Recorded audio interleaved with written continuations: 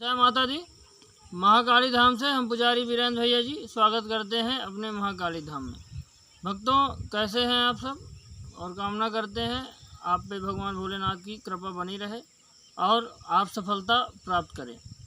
भक्तों, कुछ न कुछ हम आपके लिए लेके आते रहते हैं। मंत्र, उपाय, विधि विधान, साधना, ये सब चीज़ें हम लेके आप तक पहुंचाते रहते हैं।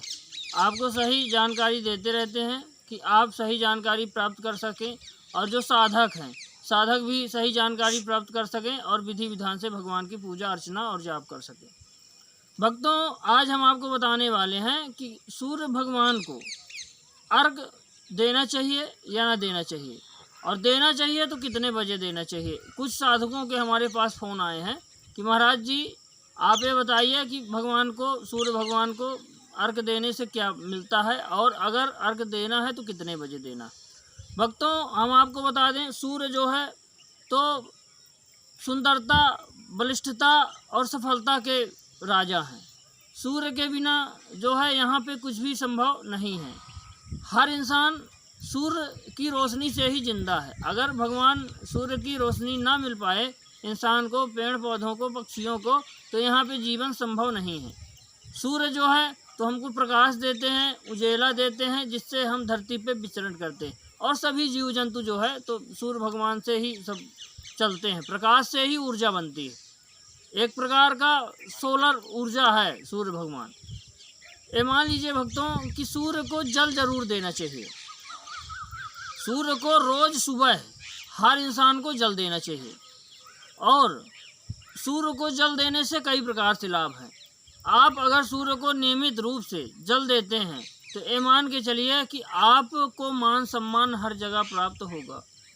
सूर्य को जल देने से सबसे बड़ा लाभ यह है कि आपको मान सम्मान अधिक प्राप्त होगा। हर जगह जहाँ भी आप जाएंगे आपको मान सम्मान प्राप्त होगा। भक्तों, कुछ लोगों के ग्रह दशाओं में जो है तो कुछ राशियाँ जो हैं, कुछ ग्रह खराब होते हैं, जिससे उनको मान सम्मान नहीं मिल पाता हर जगह। तो जो है सूर्य भगवान को जल देने से आपको हर जगह मान सम्मान प्राप्त होगा।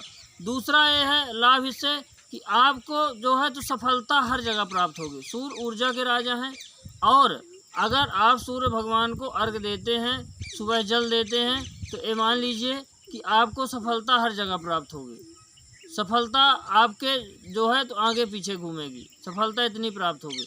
भक्तों, तीसरा लाभ ये होता है सूर्य को अर्घ देने से कि सूर्य को अर्घ देने से शरीर में हमेशा ऊर्जा बनी रहती है। शरीर जो है अगर अपना निर्बल है तो उसके बाद भी शरीर में जो है बलिष्ठता आ जाती है। धीरे धीरे चेहरा चमकने लगता है और सुंदरता शरीर में अपने आप आ जाती है। सूर्य को जल देने से इतना बड़ा प्रभाव।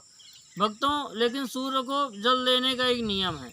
भक्तों, सूर्य को सुबह जल देना चाहिए 6 से 8 बजे के बीच में। भक्तों, बहुत लोग 10 बजे नहाते हैं तो सूर्य को अर्घ देते हैं।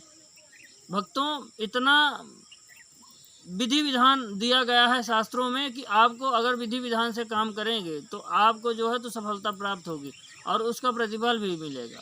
और अगर विधि विधान से आप नहीं कर रहे हैं तो आपको प्रतिफल नहीं मिलने वाला। तो आपको जो है 6 से 8 बजे तक देना है अर्घ भगवान सूर्य को। अगर मान लीजिए कि किसी काम में आप रहते हैं या कि कहीं व्यस्त रहते हैं, नहीं हो पाया, तो अधिक से अधिक 9 से 9:30 बजे तक ही आप सूर्य को जल और अर्घ दे सकते हैं भक्तों। और एक चीज़ का और ध्यान रखना है भक्तों, लोटा जो है उसमें आपका पीतल का ही होना चाहिए।